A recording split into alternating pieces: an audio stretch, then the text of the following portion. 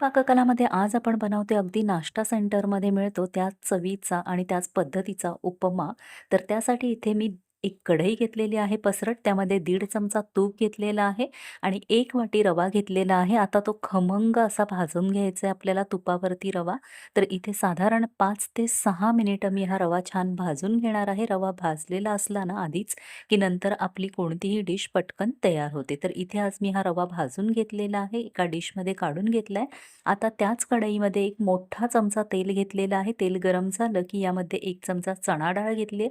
चणा डाळ 1 मिनिटासाठी आपल्याला तेलावर चांगली परतवून घ्यायचं आहे. त्याचा कच्चेपणा घालवायचा आहे. लगेचच यामध्ये 1 चमचा मोहरी, मोहरी तडतडली की यामध्ये 1 चमचा काजू घेतलेत मी. हे ऑप्शनल आहे. मिनिटभरासाठी परतवून घ्यायचं आणि मग यामध्ये मी 1 चमचा किसलेलं आलं आणि 4 ते 5 हिरव्या मिरच्या बारीक चिरून घेतल्यात. त्याचबरोबर 10 ते 12 कढीपत्त्याची पानं आणि एक मोठा कांदा इथे बारीक चिरून घेतलेला आहे मी. आता कांदा इथे हलकासा गुलाबी रंग येईपर्यंत आपल्याला परतवून घ्यायचा आहे. फार डार्क रंग येऊ द्यायचा नाही. तर इथे आता हलकासा गुलाबी रंग आलेला आहे. आता यामध्ये मी मक्याचे दाणे घालणार आहे म्हणजेच कॉर्न्स. तर इथे याऐवजी तुम्ही गाजर देखील घालू शकता किंवा मटार घालू शकता. पण आज मी इथे मक्याचे दाणे घालून हा उपमा तयार करणार आहे.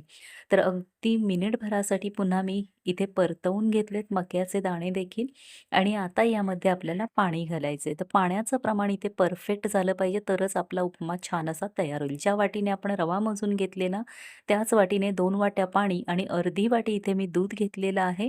खरंच दुधाने खूप छान अशी चव येते. तुम्हाला दूध नसेल घ्यायचं तर त्याऐवजी तुम्ही अर्धी वाटी पाणी इथे घेऊ शकता.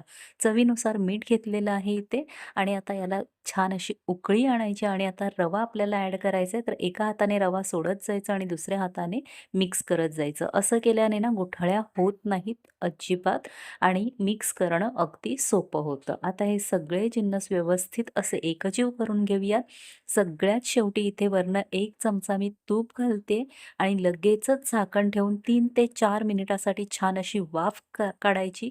आता इथे मी 4 मिनिटासाठी मस्त हे वाफवून घेतलंय आपलं सगळं मिश्रण आणि भरपूर सारी कोथिंबीर घालायची. मस्त अगदी नाश्ता सेंटरसारखा आपला हा उपमा इथे तयार झालेला आहे. चवीला अगदी अप्रतिम असा हा उपमा लागतो. एकदा नक्की करून पहा. सर्व्ह करून घेते मी. तर इथे एका बोलमध्ये काढून घेतलेला आहे आणि तो सेट करायचा पूर्ण असा वरनं प्लेन करायचा आणि एका डिशवर वाटी उलटी करायची. आता वरनं इथे मी नायलॉन शेव मी घेतलेली आहे. ती वरनं भुरभुरवते. तुम्हाला नसेल आवडत तर नाही घेतली तरीही चालेल. सोबतच एक लिंबू आणि खूपच अफलातून असा हा उपमा आपला तयार आहे. एकदा नक्की करून पहा. रेसिपी आवडली असेल तर लाईक, शेअर आणि सबस्क्राईब करायला मात्र विसरू नका.